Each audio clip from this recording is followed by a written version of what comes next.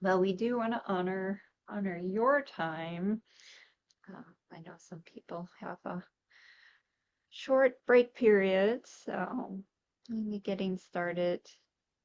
Eddie, am I doing the Yeah. little minute today? All right. So Yeah. we're going to just kind of get a little comfortable in our seat, shake away any tension from this morning or this week. Hmm. And taking our seat of dignity, of honoring ourselves and the world around us, connecting with our intention for today, sense of vastness, spirituality, if that's relevant for you, and then using the breath as a simple anchor.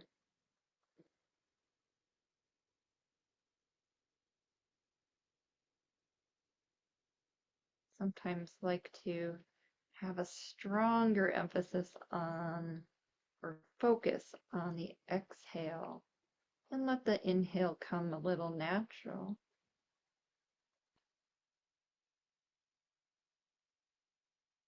That can help me balance being too tight, trying to focus, and too loose, daydreaming. Giving that a try.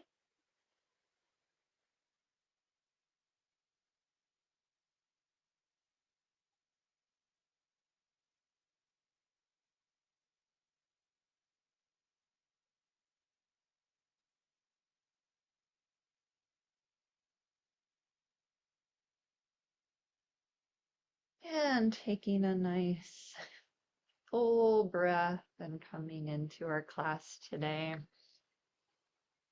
So this class is on pain, and we like to start out talking maybe about our own journeys a little bit related to pain. I know I was a major migrainer. I fortunately those have reduced, but I had very severe frequent migraines for a period in my life, and mindfulness was something that really helped in ways that I didn't expect. And just, you know, being able to be with it in the present moment. I noticed I put a lot of extra layers on that pain. I don't know if any of you have had that experience, but it wasn't just the pain, it was fear of missing out, a little FOMO of resentment. Why me? Why is this happening? And I think that that's where mindfulness was really beneficial. Anyone else have any pain journeys to discuss? Oh, I mean, we all like, I scraped my knee when I was two. We all have our pain, right? We all experience levels, memories, and experiences of pain. And one that's really big for me that always brings me into the seat of my practice is when 2020, we all remember 2020, right? But right in March of 2020, when everything shut down, my kids were home from school, and um, and I'm a little type A. And I was like, oh man, the weather was great one week, like right after everything shut down. I'm like, oh, we're gonna be able to like go out and do all these things. And like, yeah, we'll do some school things, but like we're gonna like be able to do all these things, right? Do all the things. That's the key point there. And then one day I was doing all the things with the girls and myself running and all these things. And then one day I woke up and my right hip was completely out. I couldn't walk from my bed to my bathroom. I had injured it somehow, probably from overdoing it. And it became a long journey. About My husband and I were talking about this the other day. It was about 9 months before I became completely that like hard pain free from going to the why me of things. Oh, how could this happen? I had all these things that I was thinking, trying to make the best out of this COVID pandemic situation. And here I am not able to walk or move. Um, to then finally going like, well, what can I do? What can I do? And during that time, I was also doing chiropractic care because finally I'm like, oh, wait, my chiropractor's open. I can do that. I thought everything was closed down. And I was like, oh my gosh, I'm stuck. So I was able to do chiropractor. Then I was able to go to PT with my mask. I'm like, oh my gosh, I thought I was totally out of luck, that everything was shut down. But then it was like opening of my awareness, like, oh, there are helpers. There are helpers. Here I am going through this journey. And during this time, I was also in my advanced yoga training. So, doing my advanced 500-hour teacher training. By chance, the big modules we were on were like these month-long modules for pranayama, breath work, and meditation. And I look back on it like, oh my goodness, these modules were not like deep into anatomy, the physical postures and everything. They were on pranayama and meditation, a gift that I needed. And I had moments through that journey of my breath work and meditation, my mindfulness practice, really helping me through the mental struggles I had, my physical feeling of pain, and working through an injury when I'm a very active person. I've shared that before. I'm a very active person. I rely on movement, and how I had to shift things. And how we can, Julie said during our minute of mindfulness, we can anchor to our breath as best we can. And that, even though I already knew it, that experience of pain and an injury and, 8, 9 months of it really allowed me to drop in and realize, yeah, as I go through life, I might lose some of the, have the FOMO of how my physical body used to be, but I can always come back any amount to my thoughts, to my mindfulness, to my breath. And yeah, so I always like to share that, no, it wasn't the Band-Aid. It didn't take it all away, but it allowed me moments, those snacks of, I'm going to be okay. I'm going to be okay. And oh my goodness, I'm actually not in as much pain right now. Yeah. Yeah, it's So workable. Yeah. there's my story. It's workable. Yes. Yeah, yeah. Very beautiful. Yeah. Well, thank you so much for sharing. It actually fits right in there with the science of things. Um, oh, there's actually an eval. I know not everyone takes all the courses, so I thought I'd start putting up the eval. It's also in the chat, so if you would like to Thank look you. at that at some point. But um, when I'm talking about pain today in terms of the science, it's one of the big three. So when they did the meta-analysis, even back in 2014, and that's held over the years, anxiety, depression, and pain tend to be the big three. And I believe that they all work kind of the same way because pain is pain in the brain. Mindfulness and yoga help, that mind over matter aspect, dealing with that little extra sauce that we put on top of just the raw experience of our pain. But it also, especially when you're doing the breath work, Heidi, the pranayama, when you're doing the relaxation from that, you're decreasing inflammation and the postures as well, doing the actual yoga movement when you can helps reduce inflammation. So this was a study by one of my good friends and colleagues, Fadil Zaidan. He's really gone all in with pain in terms of his research focus. And this showed that just 4 days, they basically did a kind of a compression of mindful steps that we do, but just a little 4 day period. So not the whole day, just a couple hours a day. They did mindfulness training. They did, for some, a fake cream. It was really just like lotion, but they said it's an analgesic pain relief cream. It was not. But placebo is a very strong effect, even when we know it's a placebo, but they didn't know.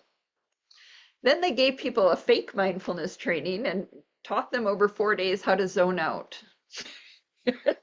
When you have a thought, just, I am breathing, I'm meditating. It was kind of a funky funky little fake mindfulness and a book listening distraction.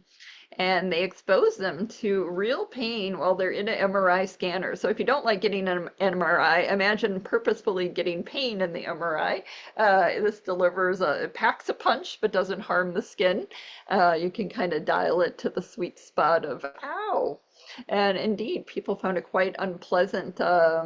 So there was kind of this pre-post and looking at the conditions. You can see this little double significance here with the mindfulness. So it's not at all surprising that the placebo and the fake mindfulness, which is another kind of placebo, were effective. They reduce pain because people feel like they're doing something. But the was more significant, and it was the only one that changed the brain. So what part of the brain did it change? The insula. And we've mentioned in the past, the insula is interoception. This is where our brain and body talk to each other. What's my body doing? Am I hungry? What am I doing? How am I feeling? If we do the body scan, if we do the, 5-point check, like how's my energy? How's my, overall body feeling? This is it. Am I in pain? Well, it's changing with mindfulness, and that's resulting in people are more just with the pain rather than in the prefrontal cortex and thinking about what they're missing out or how awful it is. Here's the phrase I said earlier. Pain is pain in the brain, social pain, emotional pain, grief, all those things are represented in the brain in a very similar way. There's a tremendous overlap. This is a different slicing of the brain. This is kind of an up and down versus, horizontal slicing. But the anterior, the insula and this kind of cingulate region are both involved in different kinds of pain as well as in kind of like trauma pain. So this is another friend and colleague works primarily with veterans with PTSD, and he gave them the same kind of group therapy, but he added mindfulness to one of the groups, and their symptoms, their PTSD symptoms, dropped off faster and more significantly with the mindfulness, and it changed part of the prefrontal cortex response. And I like what he wrote in the paper that the attention training and mindfulness um, gives you a capacity to switch your attention. You're more in the driver's seat, and you can take your attention away from that catastrophizing, that, oh gosh, it's so terrible, I hate this, stop.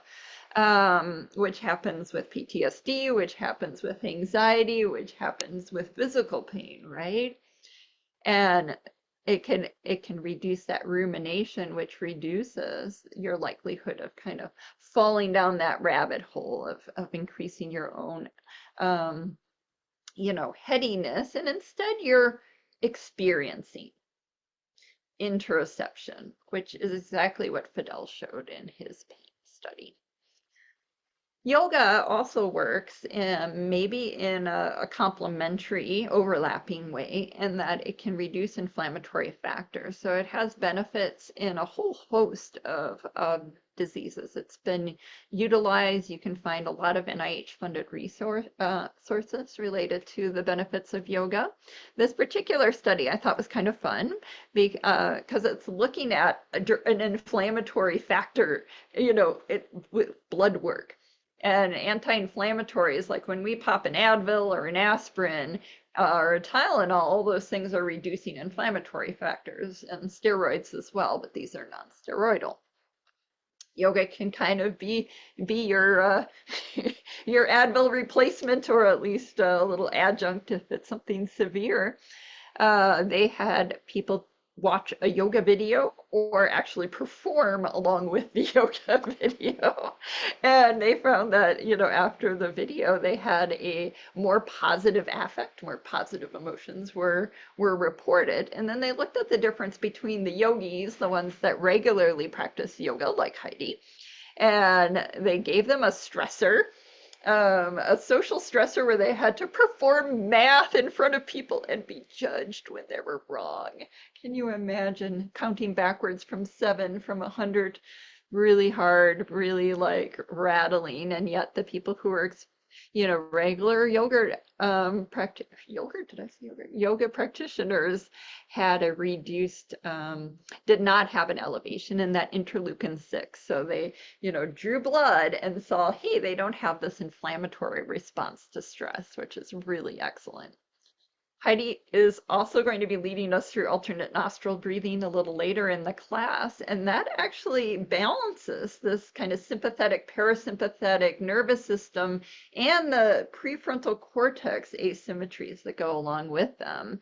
And it's even thought to do that via the mechanism of the sensation in the nose, kind of going up into the lower, downstairs brain and then up to prefrontal cortex. So, if you're doing just right, I believe, right gets you more sympathetic and left gets you more relaxed. So if you're taking an exam, writing a grant, have a deadline, you could do a little extra of the right. If you're really worked up and anxious, a little bit more of the left. And I'm sure Heidi will talk about that more. So, and it can also reduce mind wandering. So this is, part of that package of, having an arsenal of handy tools that we can use to work with our mental state. Does anyone All have right. any questions? Yeah.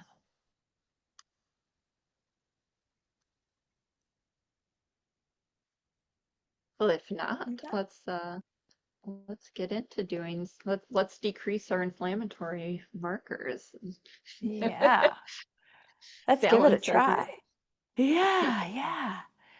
Um, oh man, science of pain, like I shared, like we're not immune to it. Like it shows up, whether it's on the, many layers of it, mental, thoughts, emotional, oh, my heart aches, physical pain, and it's part of our, the idea that, suffering exists, and it's in the, okay, if suffering exists, and what are some ways that I can ride this wave through it? There's one saying I like to share. I didn't make it up. It was it's offered to me. It's offered in lots of books. But this too shall pass. This too shall pass.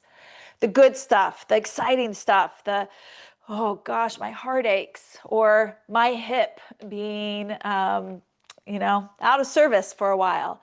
This too shall pass. Sometimes it's a hard buy-in, right? We're not trying to, bypass the experience, but it's those little things those little snacks that we can bring in. Okay, if this too shall pass, well, what's something that I can do now in this moment, that mindful thing that I can do, and see see how it goes from there.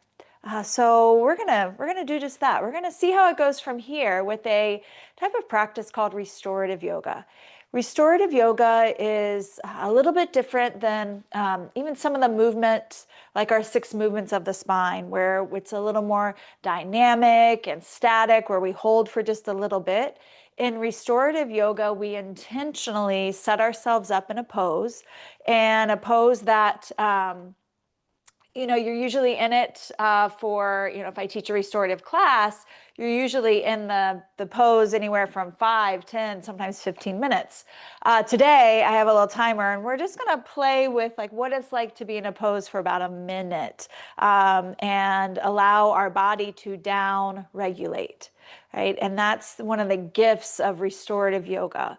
Um, all yoga postures, like a series of postures, help us in a way down regulate our nervous system. But restorative yoga really kind of puts a little more oomph behind it. When we're in restorative yoga, we want to think about how we're supported. Because if we're in a pose for a while, we're not going to go, 0 to 100. We're going to back off our stretch. We're going to be really supported. So we're going to use, if you have a table nearby, or even an extra chair where you could use the back of the chair, we're going to be using our chair, a table today to support ourselves. When we do one of our final postures, if you're in a place where you can either kick your feet up on a table Or if you're in a place that you can actually get onto the floor and rest on your back and kick your feet up on a chair, that would be great too. But restorative yoga, again, these postures that you're in for a little bit longer with intention so that you have the time where you're supported to settle, to breathe, to maybe allow yourself to wander through the body, just notice the down regulating relaxation response. Julie's talked about that before too. The relaxation response with it, which is our parasympathetic nervous system, having a little more rhythm going on where we feel more grounded, calm, collected, right? So I'm going to move over closer to my chair. We will start with just a little 6 movements of the spine because I find, especially in my own personal practice, when I do just a little bit of getting my wiggles out, it helps me rest a little bit more. That's a little trick too, before you go to bed at night. Let's say your mind is really working on some things, or you've had quite a day and you really want to get in bed, but your mind's like, I don't think so. I'm going to keep thinking about stuff. Let your body help you. Do a little bit of movement. Doesn't have to be much. Get on the floor, do some stretching. And if you're like, I don't know what to do, just get on the floor and let yourself move around. Or greet the 6 movements of the spine and then let yourself settle into bed. So let me shift so you can see my feet a little bit.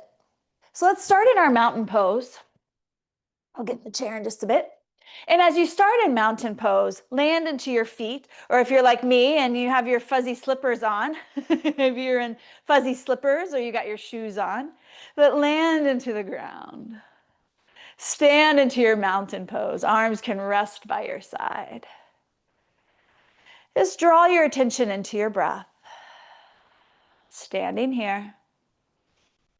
We're going to go on this journey of seeing what it's like, this laboratory of your practice. So cool. Paying attention on purpose to how this feels for you today. Now, as you take an inhale, sweep your arms all the way up, up, up, up. Greet a tall mountain. And exhale, sweep the arms down. There's 2 more of those. Inhale, sweep it on up. Exhale, release it down. And 1 more, sweep those arms up. And exhale, release it down. Okay. Let's create a side bend from here. So right hand, let it rest on your belly, left arm up. Ease yourself over to the right as you side bend. Greet 1 breath. Come on up, let it go. Release the left arm, left hand to your belly. Reach on up with your right. And now side bend over to your left for 1 breath. Come on back up. Release both arms by your side. And now get ready for our forward fold. So feet can step a little bit wider. Bend your knees, hips move back. You could be right here, just looking down to the earth. You could even come down to elbows on your thighs. Or allow your head to lower a little bit more. Back of the legs grow long. And you can drop the arms. Maybe they just float, or maybe fingertips touch the ground. Great, 2 extra breaths here. Get back into your feet, get strong into your legs, push down the earth, lift yourself back up. And as you rise up, let your shoulders roll back and get ready for our back bend. So hands can come into your back pockets. Your legs come a little bit closer together. Press through your feet. Get really tall, tall, tall. That might be enough today. Feeling tall is a back bend from our normal posture. If you want to add a little bit more, you're strong, you're tall, and then you give into leaning back a little or a lot. Hands are supporting your hips. And now exhale, release your back bend. Right. And now release your arms, maybe trill out your wrists while you step your feet wide again. Bend your knees like you're going back to your forward fold, hands onto your legs. Look down to the ground for a moment. And now turn your body to the right. Your left shoulder will drop a little bit and come back through center. Turn the trunk of your body to the left. You can even look up a little bit more. Come back through center. And today we'll just do one more each side. So turn to the right, back through center, and turn to the left, and back through center. Now give yourself a big release. Walk those feet back in, any little shake. Look around your space, find your chair. If you're near a table, that's great. And we're going to take a seat. All right. So I have, as I mentioned, to keep us on time, just to see what it's like to give ourselves space to rest, to be in a shape. No expectation, no shoulds. It's about settling in, supporting yourself, and giving yourself a moment to rest. So our first pose is going to be a fold. It's going to be a resting fold. So here, give yourself just a little bit of space in front of the table. I'm on the edge of my seat so that I can, have some space to move. If I'm too far away, I kind of feel stuck, right? So adjust for you, feet close or feet further apart. And then lean forward, stack your forearms, and lean forward so your head can rest. You might find that you'd rather turn your head, take yourself back to, grade school when you rest your head on the table and just turn your head to one side or forehead down. And now while you're here, give yourself permission, a permission slip. Nothing to make happen. This opportunity to be in the experience of slowing down.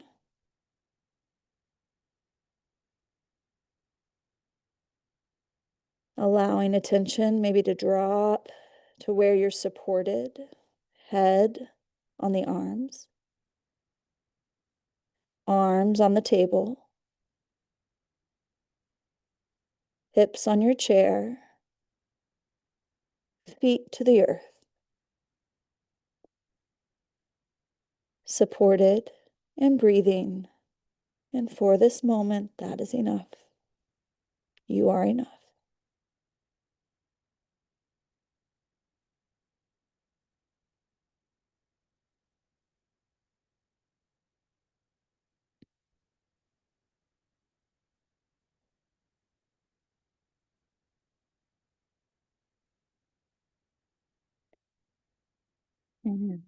That is enough. Notice your feet. Feet press down. Notice energy in your legs and your arms and give a little push down so you can rise up. Oh, that was a fast minute. But even a fast minute, right? Allowing you to drop in, just getting that restful snack. All right, we'll start a twist. I'm going to turn towards you for the first one. So you can turn, I'm turning so that my table is on the right. Here I'm going to adjust my seat a little bit. I'm kind of a little crooked on my chair, so I have the corner here, and that's intentional, so you have some room to spin. So you turn away from the table just a little bit, and we're going to move into a twist. So now legs stay moving off to the side while you turn back to the table. Now, it might feel nice just to rest your hands on the table. Your spine is turning here. You could close your eyes and just feel the support of hands on the table, hips to the seat, feet to the earth. You could also lean towards the table again, so you're twisting and adding just a little fold as you rest your head again. Both options can feel supported here. No force. Give yourself that permission slip to notice and feel.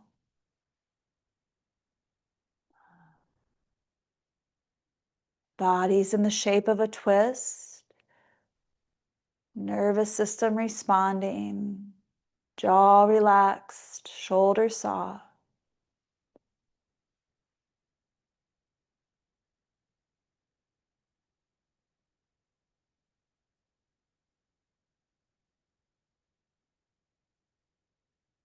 And there's another minute. A minute flows by. You feel your feet, you feel your arms, your hands. If your head is down, start to lift it up. Unwind back to neutral, hands to your legs. And now I'm going to turn away from you. So you'll come to the other side of your seat. Kind of again on kind of that little crooked angle there. So now you can turn towards your table again. Hands could be on the table. And I was really liking this one today. Just letting my elbows feel soft, shoulders soft, right? Or you might like, which I sometimes do too, to lean forward on that angle and rest your head again. Listen to what feels like your yes. This is your time to practice. Feel a little bit of that filtering down, down, down to the earth, your seat, feet to the floor.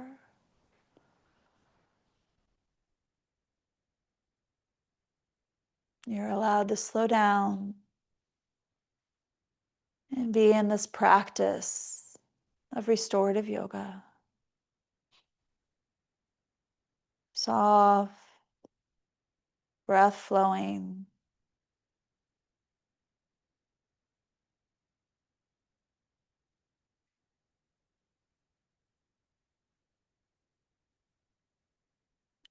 And then there it is again, another minute has just flown by. Turn to neutral.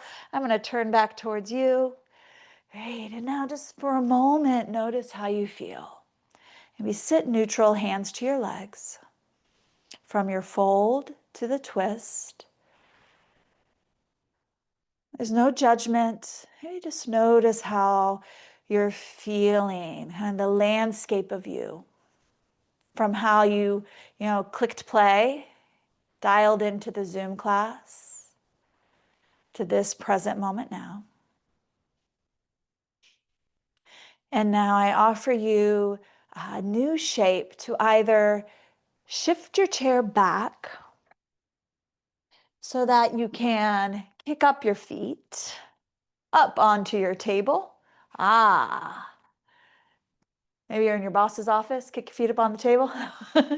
Wherever you are, kick your feet up on your table. You're on your office, your table, my dining room table. Or if you have the space, come onto your back. And when I come into this pose, I love this pose. I do this a lot. I often will turn the back of the chair to the side so that my feet don't hit it. But you can come onto your back if you have the space here. If you have a coat to roll up under your head or a pillow, you could put that into place. And you rest your lower legs up on the chair and really let the legs just drop down.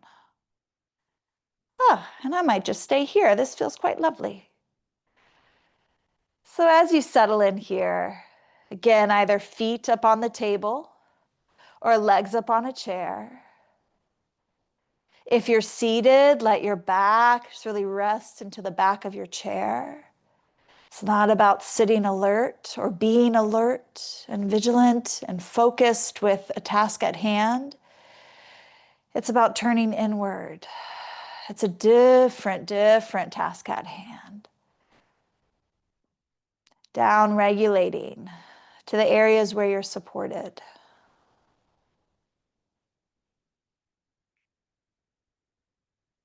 Getting a sense of almost a heaviness.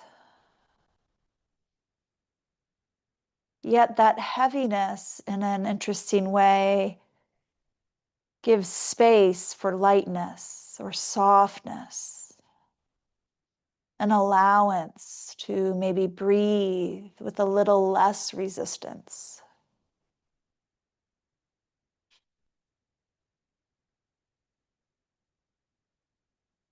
If thoughts start to kind of drift and wander, and oh, this is kind of weird to kick my feet up on a chair or put my feet up on my table,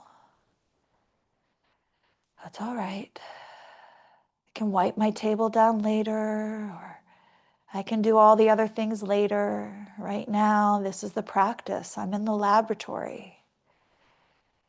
This is the experiment. settling, breathing, being. And we'll be in this pose just a little bit longer.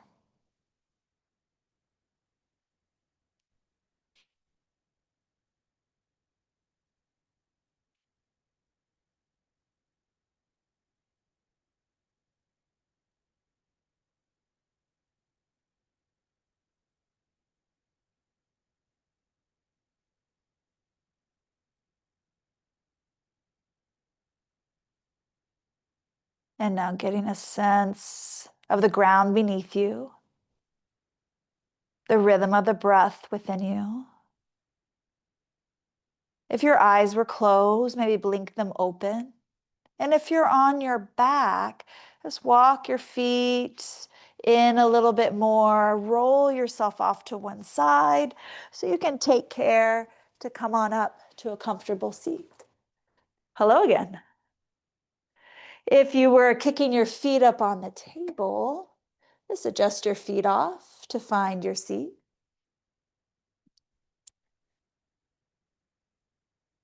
When you place yourself in the laboratory, the experiment of what it's like to meditate or do a mindfulness practice or some movement in restorative yoga, give yourself that buffer of time as you're transitioning out, and to put the puzzle pieces back together in your moment.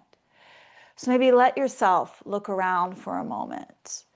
Check your seat, fidget a minute. Fix the clothes that are on you if you need to. Have a sip of water. And then you come back in. You're like, all right, I'm ready for another mindfulness snack. So now, as Julie shared, from that restorative practice of restorative postures, I'm going to introduce you to alternate nostril breathing. And some of you might have practiced this before, especially if you've done mindful steps. But I'm going to take my glasses off. If you have glasses on too, for this practice, you might like to remove your glasses. They sometimes get in the way. So you're going to I use my right hand. You can use your right or your left. You're going to use your one hand. And today I'm going to teach you a technique where you're just using your thumb and your index finger, right? There are other techniques where you drop your index finger, middle finger in, and you use your ring finger and pinky. But for starters, this is great. This is easy. Your thumb and your index finger. Now I'm using my right hand. So I'm taking my right thumb to the side of my right nostril. And I'm kind of way up high where it's nice and hard. And then just where it starts to get soft, not super soft, but it starts to get soft, I'm going to stop. I'm not pushing in yet. I'm just finding the zone.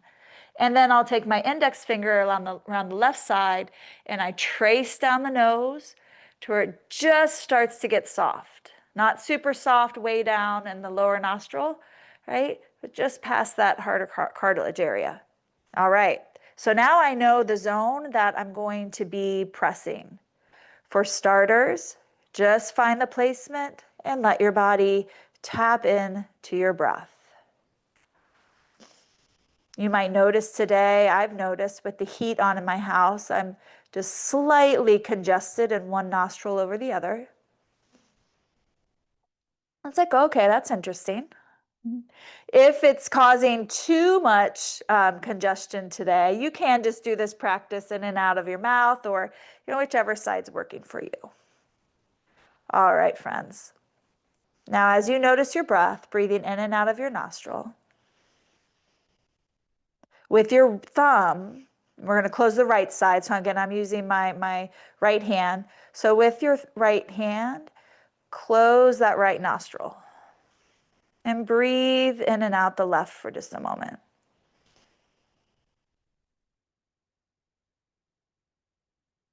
Now notice an exhale out the left. Inhale left side. Close the left side, open right. And now exhale out the right. And then breathe just maybe 2-3 breaths through the right. This is my congested side, so Just like it's all right. I'm just taking that easy. Now you're going to exhale right. Inhale right. Close the right. Exhale left. Now we're starting a little rhythm. Inhale left. Close the left. Open the right. Exhale out the right. Inhale right. Close the right. Open left. Exhale left.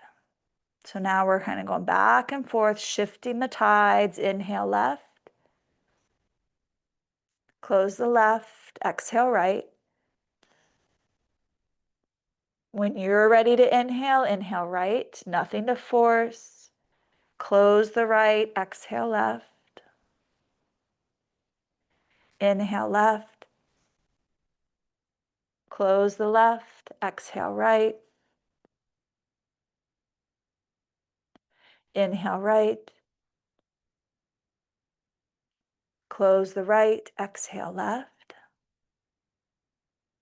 Now I'm going to be quiet on your own. Inhale up the left. Switch. Exhale right.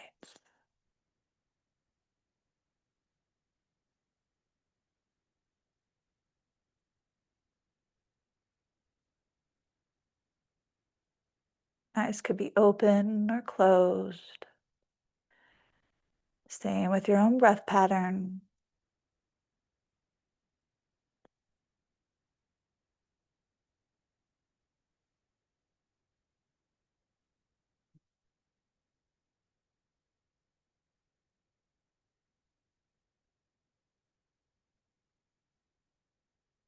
Changing tides left to right,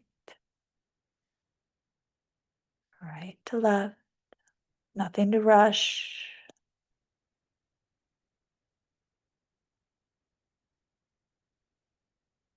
Notice where you are in the patterning back and forth. Once you get there, you'll breathe out the right, in through the right. Release your hand completely. Exhale. Both nostrils. Inhale both nostrils. Exhale out the mouth. In through both nostrils. Exhale out the mouth. In through both nostrils. And now out through both nostrils. Now give yourself space to allow your breath to calibrate. Your hands could rest to your legs.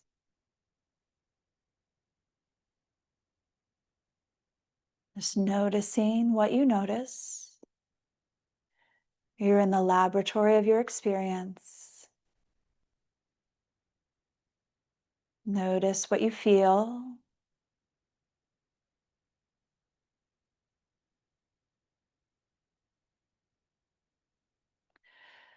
Our breath through the nostrils, right and left, will naturally, physiologically change.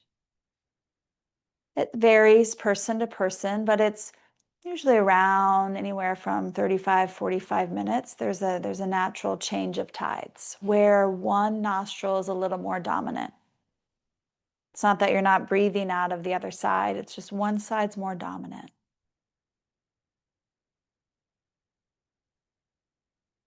I always find that fascinating. But I remember that, hey, my body knows. The physiology of my body knows. The nervous system knows. There is a natural changing of patterns. This too shall pass. This too shall pass. This too shall pass.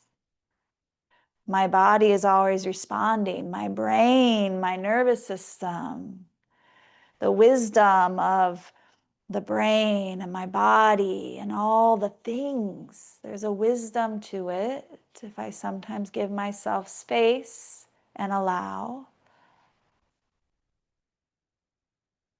It will find a way to calibrate back into a bit more harmony.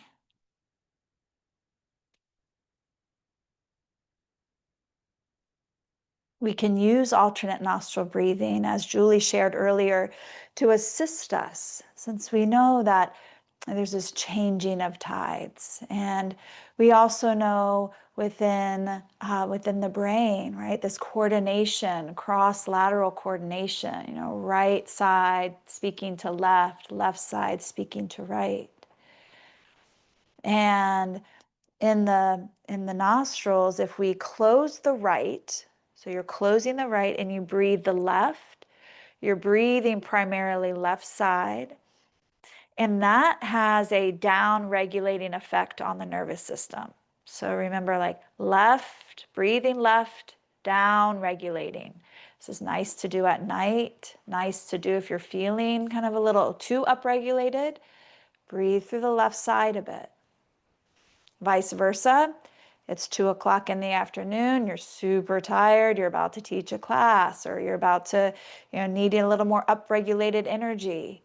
Close your left and allow yourself to breathe through the right.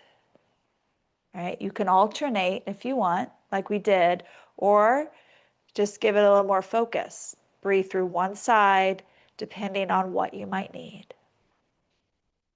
It's equivalent to, right? Do I need to take a nap or do I need that espresso shot? Breathe through the left side if you're like, I really need to downregulate. Breathe through the right side if you're like, I really need some espresso, but it's late in the afternoon. I don't want to be up all night. Right? And then also always give yourself time, that buffer of breathing through both nostrils and of just resetting and seeing how you feel. All right, friends. Thank you for allowing me to share alternate nostril breathing. I hope that you can take that with you as a mindful snack. I'm going to guide you now in the spirit of Laurel being here through a guided mindfulness meditation on thoughts. So we know when we're moving through a landscape of pain and navigating through where we're feeling a little more resilient or where we're feeling a little less than, right? Our thoughts come into play. They're like, whew, here they are. Whew, here they are. And sometimes they're like, here, here, here, here, here. So mindfulness on thoughts, a practice again. This is a practice. It's the time to see what works for you, so that when you're in the flow of your day, you can maybe drop into this for a little more discernment or a little more clarity as you move through this too shall pass that our life journey takes us on. So friends, make yourself comfortable again. If you've been seated for a while and you want to stand and then reset, go for it. If you need to readjust your seat or add a sweatshirt if needed, get yourself warm, because we have been down regulating, which does cool our body temperature.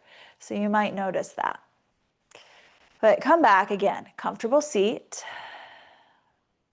All these great mindful basics where we create some of that mindful sandwich that Julie talks about. Ground into your seat, your feet, spine comfortably tall. Allow space in the body to soften your shoulders. And relax your eyes, your gaze, or maybe even close your eyes again.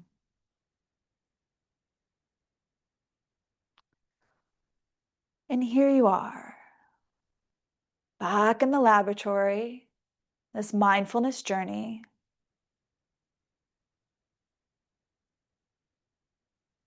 Taking a moment to get a sense of just how you're feeling, no judgment, just testing the waters, getting a pulse.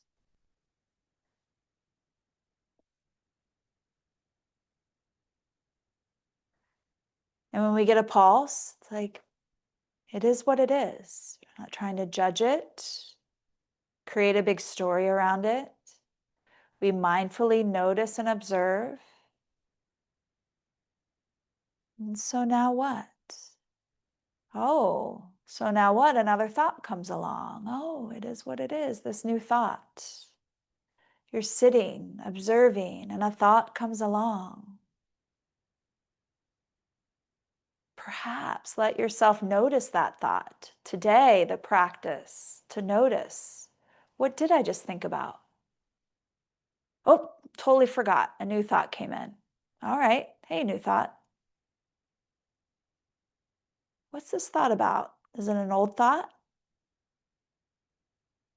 Is it something right here, right now? Is it a future thought? Planning?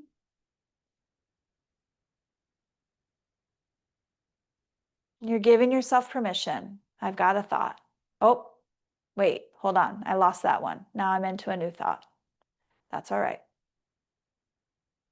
It is what it is. So now what? So now what? Now the practice. Okay, I have thoughts, but mindfully, I'm going to come back to my center. Feel your feet. Notice your breath and the anchor of your breath.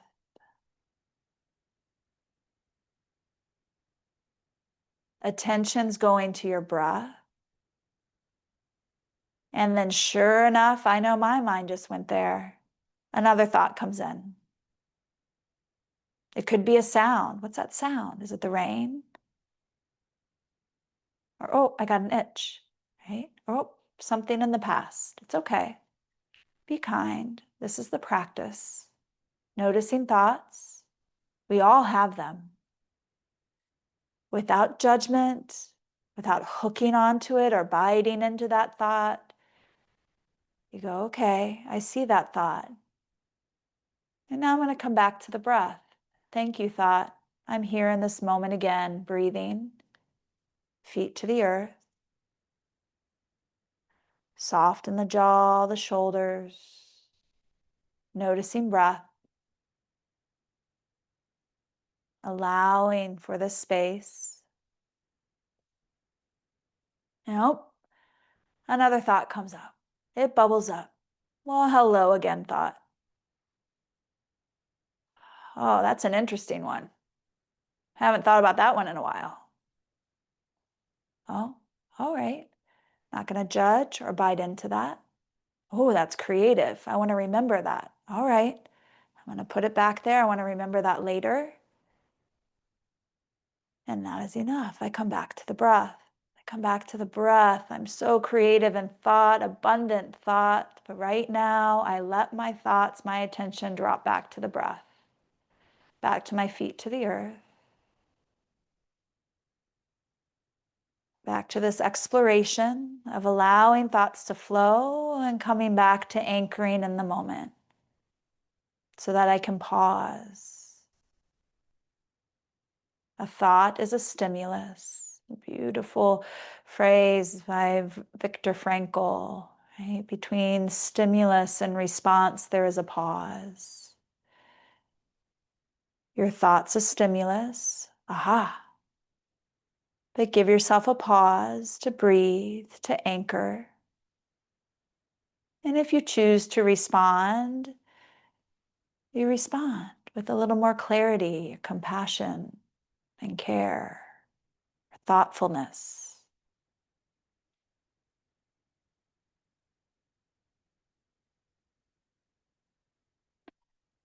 And now back into the body, back into the breath, back into your feet. Acknowledge the practice is complete. That is enough. And so it is. Welcome back the space. Blink open your eyes. And so it is. So now what? We're here together. We're back in our space. Hello. You can let that practice go as we transition back to Julie sharing. Thank you. All right, thank you, Heidi. I'm going to give Laurel's section on hindrances, and hindrances fall into two main categories. So you might have already noticed this. Sometimes you're a little sleepy, and sometimes you're a little agitated. Even when you're sleepy, sometimes you get a lot of daydream thoughts. So agitated means those thoughts are really a bit more on the uncomfortable side.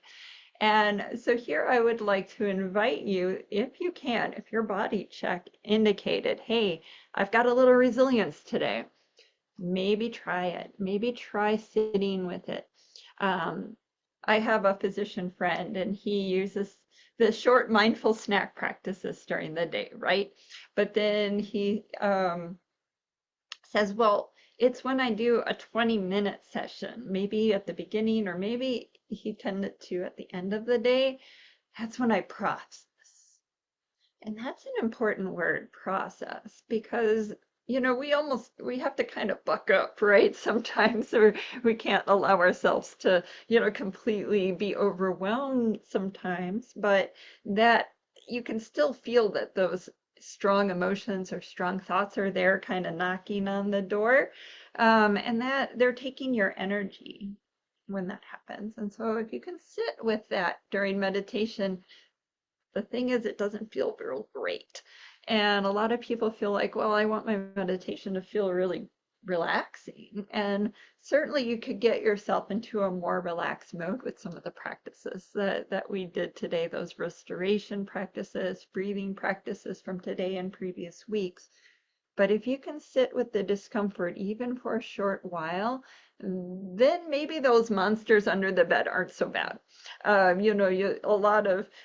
Sometimes a lot of the problem is the anticipation of it being a little bigger than you thought. Everything's workable, like Heidi mentioned early.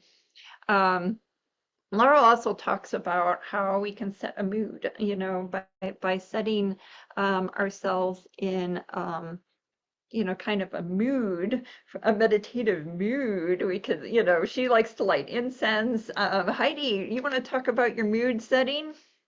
Oh, my mood setting. Yeah, well, one, I try as best I can, if I can, to have a window nearby. Um, in my house, I try to have little areas everywhere that I could just plop into a practice, unroll my mat, or just sit and stare sometimes. But yeah, that's how I will sometimes set the mood. Sometimes I'll put on music in the background, like a classical music or something instrumental that for meditation I'll just have it real soft in the background while I drop into my body scan and my breath and move into a practice from there. Yeah. And so those are you can go back thousands of years and find meditation manuals. These are they've been grappling with this for Yeah. a long time. Even a little bit of cold water can be helpful, like either drinking or a little sprinkle on the face if you're having Mhm. a lot of sleepiness. But that Yeah. too you could experience. Can you Yeah. be with the sleepiness? Can you be with the agitation? And the strength and growth from Mhm. meditation kind of come from that study on the Pittsburgh unemployed people you might have remember from a couple of weeks ago. The relaxation retreat was relaxing, but it was the mindfulness retreat that had the long-term benefit because they Mhm. processed stuff, because they sat with discomfort, because they sat with sleepiness, because they Yeah. sat with that, you know, guilt, that little bit of shame that they might have felt, or a little bit of resentment they might have felt. Mhm. Allowing yourself to sit with things is helpful, but you have to be in a space where you feel ready to do so. Yeah. And that's where 15 to 20 minutes can still be a little Yeah. more helpful there. I was going to share, I often, it could be a sliced orange, but I like, aromas. Aromas smell good. And thinking of what I offered earlier, the meditation on thoughts. Sometimes in my personal practice, I will have, just a little bit of, oil that I might rub on me, like a lavender or something, or I like wild orange too. So even a sliced orange could work. And then when I'm meditating, I will just come back to just like smell and be like, okay, and that's a reset to come back in. Oh, I've been thinking, that's cool. All right, I'm back in. Um, Julie, I Yep. really, really, really appreciated this conversation about hindrances because we do talk about down regulating and, creating more of that parasympathetic relaxation response through mindfulness. But remember, it's all a practice, right? We go into the laboratory and we see it is what it is. And sometimes it is what it is. It's uncomfortable. the meditation isn't doing its thing, Yeah, 'cause and whatever for but whatever it's that day. effective. It's doing something when it's and that's kind of Yes. the bonus that we have to appreciate. Just like if you go to the gym and you have a leg day, it might be kind of like not the most comfortable, but you're gonna get a Yeah. benefit. Or you notice it. That's a great example because if I have a leg day, do I notice it an hour later? Not always. It's usually like that, the delayed onset muscle soreness. Sometimes we have that benefit of mindfulness where it's actually, there has been an effect, but then where it really comes in, it's later. It's later of like, oh, that practice earlier has set me up for whether it's more energy, more calm, more compassion, more clarity for something later in the day. Yeah. It's just past one, so sorry to just kind of Oh, yeah, yeah. that Thank you. for your home practice, giving some of these a try. And if you experience pain during the day, again, pain is pain in the brain, emotional pain, a pain of disappointment, whatever it is, maybe just see if you can be with it for a moment. Just see if oh, get a little curious about, does it stay the same? Does it change? I think that friendly attitude is going to take away that extra sauce of rumination, catastrophizing. So, again, it's helpful for us to get some evaluations. If you're in WB Medicine Network right now, you probably can't do the Google link that we have here, and Anthony's going to work on sending you all a Qualtrics version of this that might be a little easier. So I am going to bid you adieu. Again, we stay on a little bit Yeah. if you have specific questions or want to talk about specific ways that you have used, these practices for pain or are curious about a certain type of application. Feel free to stay on. We're here for you.